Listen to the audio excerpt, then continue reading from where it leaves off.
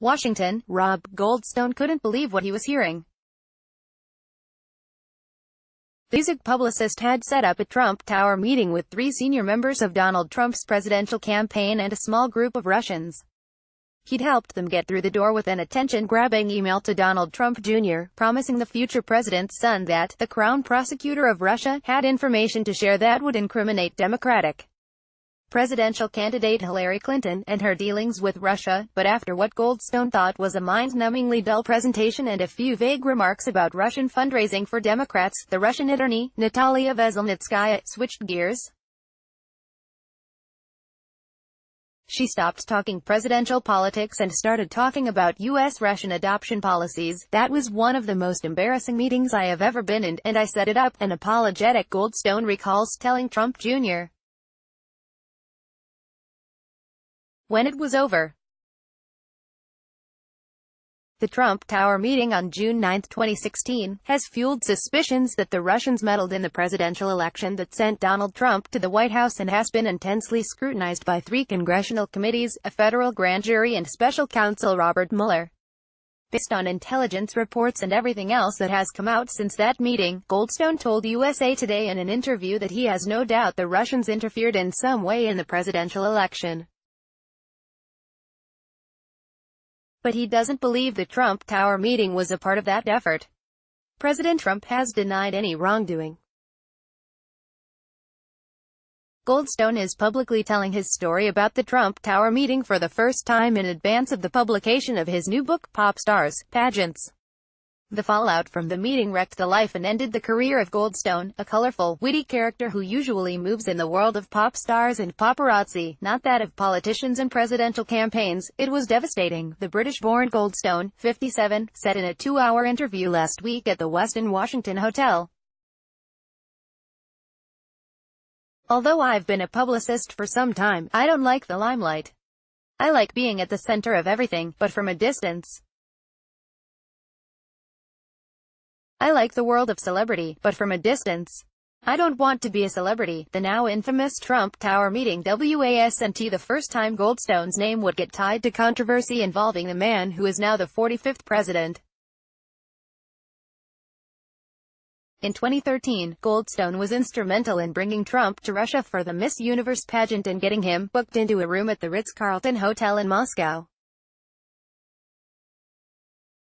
The hotel room would later feature prominently in an unsubstantiated report alleging that, during his stay, Trump had hired prostitutes to urinate on the bed where Barack and Michelle Obama had slept during an official visit to Russia. Goldstone doesn't know if that happened but doubts it. He never heard any gossip about urinating prostitutes, and he usually heard all of the pageant gossip, he said. Biggest misconception: it was Goldstone's role in the Trump Tower meeting 3 years later that put him on the front pages of newspapers around the world and made him the subject of fascination, speculation and even ridicule. "The biggest misconception people have about him is that this was done with some political leaning, that I, set out to put Donald Trump in the White House," he said. He finds that both perplexing and a bit amusing. "Politics has never, ever interested me, whether in the UK, where I grew up, or since I've lived in America, which is 20-something years," said Goldstone, who lives in Hoboken, New Jersey, but still speaks with a British accent. Goldstone, who obtained U.S. citizenship nearly 2 decades ago, didn't vote for either Trump or Clinton, nor did he give money to either of their campaigns. He said he has never voted in any political election. Ever. The one time he did vote, he said, was a few years back when he was a judge in the preliminaries for the Miss USA pageant. "I picked the winner," he boasted. "Maybe I should vote more often." If he had voted in the presidential election, he said, his pick probably would have been Bernie Sanders. "That was one of the most embarrassing meetings I have ever been in, and I set it up," British-born publicist Rob Goldstone says of the June 9, 2016, Trump Tower meeting between members of Donald Trump's presidential campaign and Russian lawyer Natalia Veselnitskaya. Photo, Keith Lane, for USA Today. Born into a working-class Jewish family in Manchester, England, Goldstone finds it astounding that he would be at the center of an American political scandal. And it all began with a phone call from a Russian pop singer and a 137-word email that Goldstone typed out on his iPhone in just 2 or 3 minutes. The pop singer was Emin Agalarov, who hired Goldstone as his manager and publicist. Agalarov's father, Aras, is a self-made oligarch, a billionaire developer often compared to Trump.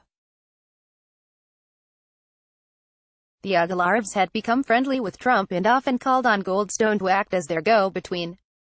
It didn't seem unusual, then, when Emin Agalarov phoned Goldstone on the morning of June 3, 2016, and asked him to set up a meeting with the Trumps. The singer said his father had met earlier in the day in Moscow with a well-connected Russian attorney who had potentially damaging information about questionable fundraising by Russians to support the Democrats and, by extension, Clinton. Goldstone said he pressed Agalarov for more details, but the crooner would say only that the attorney was well-connected. Nothing good can come of this, Goldstone said he warned his client. Puffed-up email. Goldstone had met Donald Trump Jr. just twice and Donald Trump just 6 times, so he was reluctant to call in a favor that didn't directly benefit Agalarov. But against his better judgment, he said, he fired off the email to Trump Jr., taking the scant details provided by Agalarov and filling in the blanks in the same, over-the-top way that he'd often promoted his celebrity clients. In his email, the Russian lawyer became the Crown Prosecutor of Russia, a term that would fuel speculation. Prosecutors in Russia aren't called Crown Prosecutors, but once the email became public, many people assumed he was referring to Yuri Chaika, who holds the title of Prosecutor General of the Russian Federation. The words I used literally sent everybody into a collective tizzy, Goldstone said. He was just trying to make the attorney sound important, he said, so he used the title he'd been taught to call prosecutors in England. Other details in Goldstone's email also would stoke suspicions. The Russian attorney, he wrote, had offered to provide the Trump campaign with official documents and information that would incriminate Clinton. This is obviously very high-level and sensitive information, he added, and was part of Russia and its government's support for Mr. Trump. Goldstone said he just assumed the attorney would offer documents, although Agalarov had never mentioned that to him. His description of the Russian attorney's information as very high-level and sensitive was just puffed-up language, he said. His characterization that it was part of the Russian government's support for Trump was just flattery designed to get Trump Jr.'s attention, he said. It worked, if it's what you say. I love it, Trump Jr. wrote back immediately. A private phone call between Trump Jr. and Emin Agalarov cemented the deal. The Trump Tower meeting was on bait-and-switch. Goldstone arrived at Trump Tower expecting to introduce the Russians and then make a hasty retreat. But at the last minute, Trump Jr. asked him to sit in on the meeting so he could help escort the Russian guests out once they were through. Inside the 25th floor conference room, Goldstone found himself seated beside Trump's son-in-law, Jared Kushner. I thought he was the thinnest person I'd ever seen, Goldstone said. Trump Jr. was there, along with Donald Trump's campaign manager, Paul Manafort. Veselnitskaya, the Russian attorney, was accompanied by 3 people, a colleague, a translator and a business associate of the Agalarovs. The way Goldstone remembers it, Veselnitskaya gave one of the most droning and monotonous presentations I've ever heard. She talked in just general terms about some well-known Russians making questionable donations to the Democratic election campaign, Goldstone said.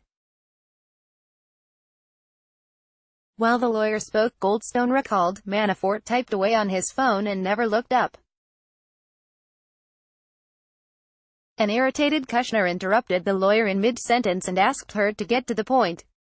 Veselnitskaya started over with the same rambling statement. Jared, I thought, was going to throw his phone at her, Goldstone said.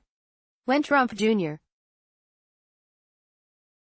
made a movement as if he were about to stand up, Veselnitskaya changed course and started to speak more passionately about Russian adoption and the Magnitsky Act. Goldstone had never heard of the Magnitsky Act, but later learned it was a U.S. law that sought to punish human rights offenders by freezing their assets.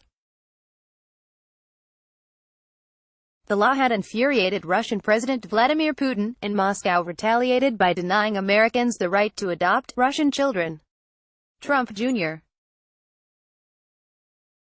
ended the meeting, Goldstone recalls, telling Veselnitskaya that his father was still a private citizen, not an elected official, and suggesting that she take her concerns up with the Obama administration.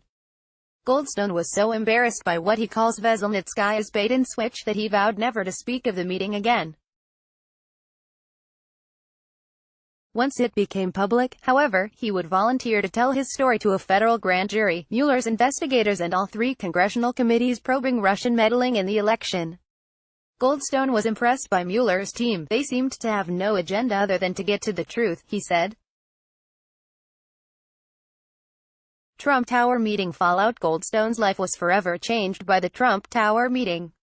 The celebrity publicist was suddenly himself a public curiosity, alternately mocked as a Democratic plant whose real mission had been to keep Trump out of the White House, or as a Russian spy, Putin's puppet and the Russians' useful idiot. Selfies of him posing in silly hats were lifted from his Facebook and Instagram pages and mocked by late-night comedians.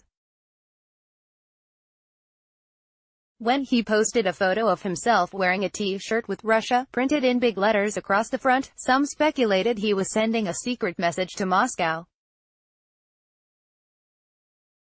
The truth, he said, was a lot less sinister.